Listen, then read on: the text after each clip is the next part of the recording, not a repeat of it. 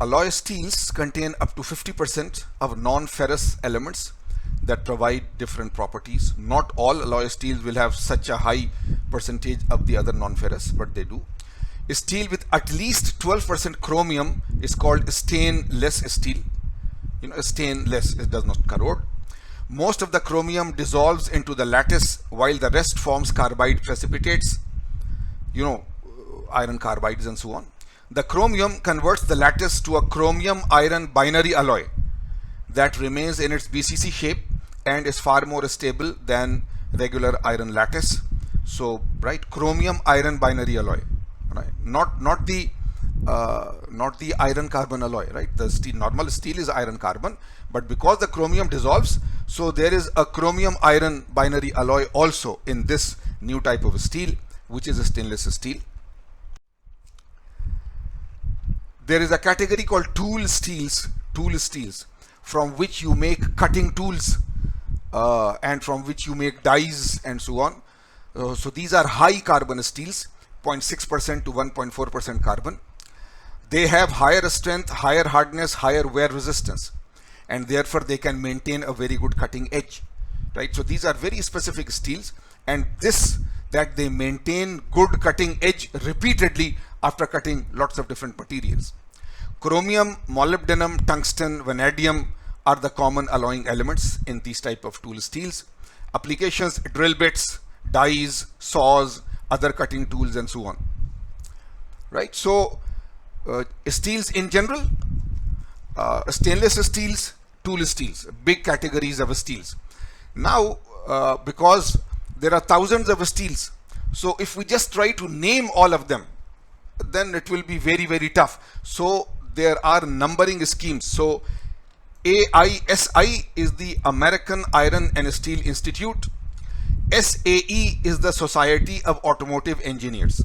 So for long number of years, plus 100 years, 200 years, these two institutes or organizations have tried to give a numbering scheme to steel, right? Number system for identifying steel types, which is the classification scheme. So once again, what are the types of stainless steels? Types of stainless steels, right? One category only. Ferritic stainless steels. Ferritic, right? They most probably they contain more ferrite than normal. So they contain chromium without nickel and are less expensive than those containing nickel. Stainless steels have both chromium and nickel, but if they have only chromium, then usually they are ferritic stainless steels. They are still stainless steels, but less expensive. Martensitic stainless steels, right? So again, they would have more martensite than normal, so their hardness and strength will be higher. They have 12 to 7% chromium added to the steel, containing 0.5% to 1% carbon, and can undergo the martensitic transformation. So therefore they are stronger than other stainless steels, but less corrosion resistant, right? So now these ones are lower cost because their strength is not very high, but they are very good in resisting corrosion. These are higher cost, so they are stronger and harder, but they have lost a little bit of their stainless property. They are still pretty good stainless steels. Then austenitic stainless steels, austenite, 7 to 20% nickel, that helps maintain an FCC structure, not BCC, FCC structure, even when the steel is cooled to ambient temperature. They are more malleable, more ductile, and far more corrosion resistant, right? So malleability or ductility is important if we are trying to manufacture something from it. So these are the three types of stainless steels: ferritic, martensitic, austenitic.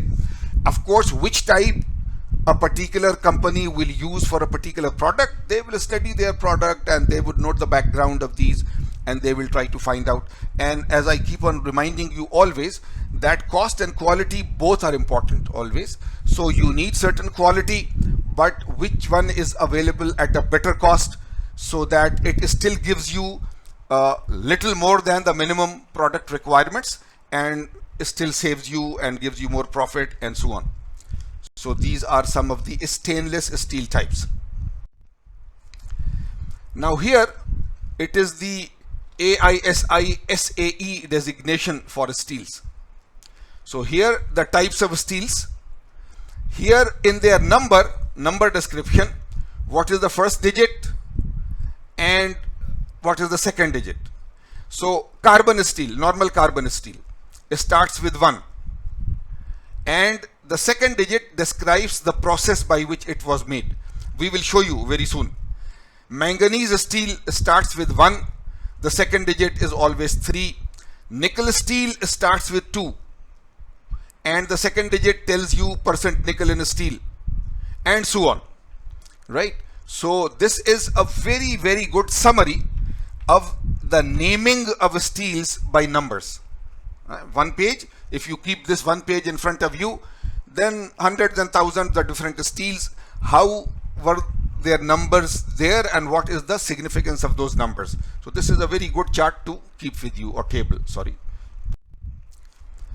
So now once again, you have steels, right?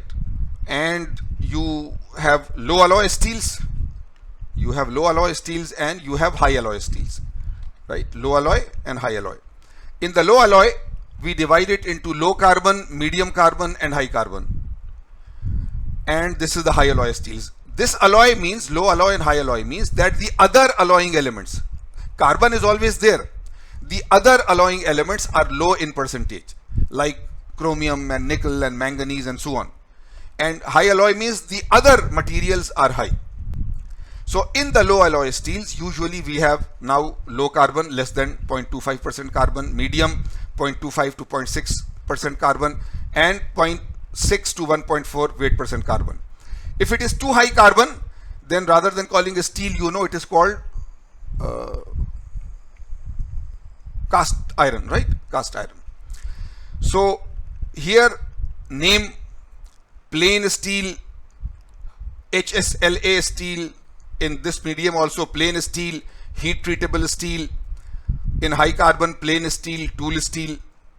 If it is plain steel, then there is no more addition. That is why the name is plain, here or here or here. Low carbon plain steel, medium carbon plain steel, high carbon plain steel, right? But if it is HSLA type, right, then chromium, vanadium, nickel, molybdenum, these other alloying elements are there. If it is heat treatable steel, then chromium, nickel, molybdenum are others. If it is tool steel, chromium, vanadium, molybdenum, tungsten, all of them are there, right? If it is austenitic stainless steel, then chromium, nickel, molybdenum is there. And here are some numbers, SAE numbers. 1010 steel is plain low carbon steel, right? 4310 steel belongs here, 1040 steel, and so on. And here hardenability, tensile strength, elongation uses, right? So just go through this. This is a very, very nice, good table giving you a general example of alloy steels from low carbon to high carbon, their naming schemes in terms of numbers, their alloying elements other than carbon, and can they be hardened, can their tensile strength be increased compared to normal steels, can their ductility be good or not, and where they are used in automobile structures, in bridges, in drills, in tools, and so on, right? So a very, very good place to study this naming scheme of steels very quickly. And if you see now what we have just added, that from here to here, increasing strength, increasing cost, but decreasing ductility, right? So when you go from plain carbon steel to tool steel, so of course the strength is increasing, the cost is increasing, this is definite. And when you keep on increasing the strength and hardness, then the ductility goes down. So therefore, when you go very high on the right hand side, then you have steels which have very high strength and so on, but then you have to have very special manufacturing techniques because their ductility has gone down.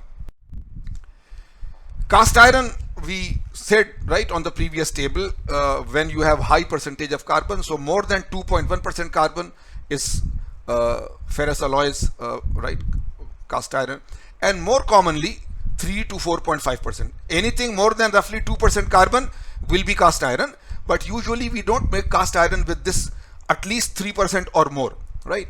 So they are low melting temperature alloys, they are brittle, right? They are easy to cast, and that is why they are called cast irons. The cementite decomposes to ferrite and graphite. The cementite decomposes to iron and graphite, and because of that this iron is softer because iron carbide is very hard, and this graphite increases the sliding capacity, right? So making of this is a slow process, this breaking up, but once it is done during the cast iron making process, then you get something which can be easily cast. The first digit in steels identifies primarily the alloying elements. The second digit describes the processing conditions in the case of carbon steel or amount of primary element in the steel. Third and fourth digits give percentages of carbon. So as an example, identify the compositions of 1095 and 5160 steels. Okay, so you can go to the previous table and then come back to the solution, it will be easier. But 1095 is a carbon steel. Carbon steel. Number 1 means it is a carbon steel, plain carbon steel, with no special processing, 0. The second digit, no special processing. That contains 0.95% carbon, so the 95. So 1095. 1 means it is a carbon steel, 0 means there is no special processing required, and 95 means it has 0.95% carbon in it. 5160, if you go to the previous table, 5 means it is a chromium steel. 5 means it is a chromium steel. 1 means here now, if it is a chromium steel, the second digit tells you how much chromium. So roughly 1% chromium. And the last two are still the same, 0.6% carbon. Right? So it is a 0.6% carbon steel which has chromium 1% in it. And so forth, right? So please, you can try different numbers and go back to the table and get a sort of a practice that if this is the number, then what does it really mean? And if you do 4, 5, 6, 7, 8, 9, 10 different kinds, then you have a general idea of naming the steels and so on. This is again now earlier course, right? I have just told you a little bit about steels in general. So the phase diagrams, so iron carbon alloy at eutectoid composition. You know, this is the eutectic point, this is the eutectoid point. So, right, so there is a eutectic point where liquid is changing to gamma and cementite. There is a eutectoid point where gamma is changing to alpha ferrite and cementite, right? This will be the type of a structure. This will be what is happening after it goes below the 727 eutectoid temperature, right?